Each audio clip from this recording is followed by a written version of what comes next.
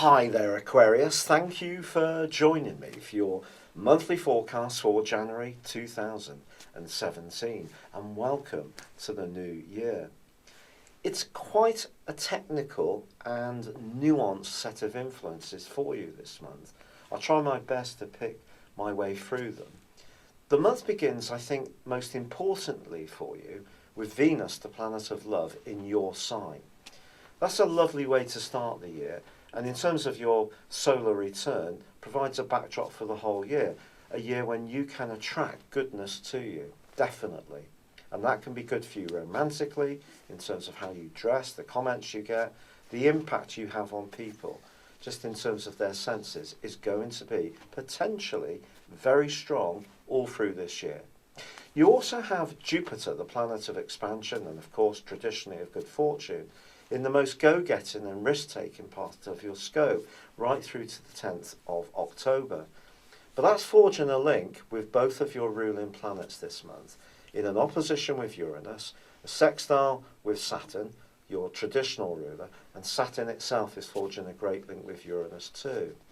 All of that saying to you that enterprise will get you a long way, perhaps not just this month. If you put in the sustained effort, but embrace your novel and unusual ideas, there's every chance that a wider audience is going to be drawn towards you. This is very, very exciting stuff. And yet you may ask, but hold on, Patrick, isn't this the time of the year when us water carriers tend to draw in a little bit and retreat from the world? Well, of course, it depends if you live in the northern hemisphere or the southern hemisphere. But of course, for many of us, January can be a month when it's a little quieter, and especially if we live in a cold environment. And there could be an element of this, there's no doubt about it, because the Sun is going to be in your 12th solar house, along with Pluto, which has almost been like a metronomic note of inwardness over the last 7 years. It's kept pulling you and I back to the deeper transformation within ourselves.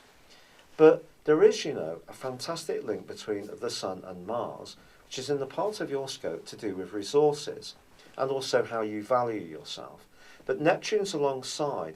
Neptune brings a more spiritual dimension to this aspect. If it was just the Sun and Mars, I have to say that the things you've been doing behind the scenes for many years could start to give you some kind of tangible payout.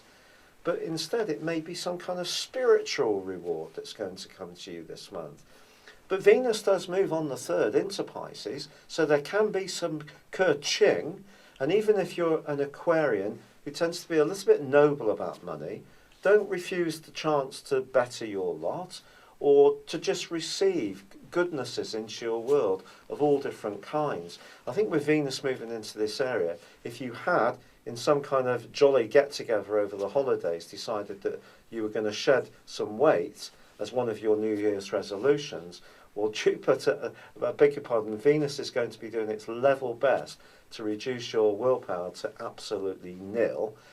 But pleasingly, Venus in this area could see your financial position significantly improve, which is exciting stuff. But this influence of Neptune, it's really quite complex, because Neptune can dissolve things. If there's something you've desired for a long time, it may be that actually is going to make way for something else, and what it is could actually come as a surprise. So an old target, particularly if it's a material thing, may not hold the same resonance as it has done in the past. Also, Mercury, the planet of communication, is rewinding as the year begins, which can lead to some introspection, also a feeling of isolation, of that people aren't keeping you in the loop.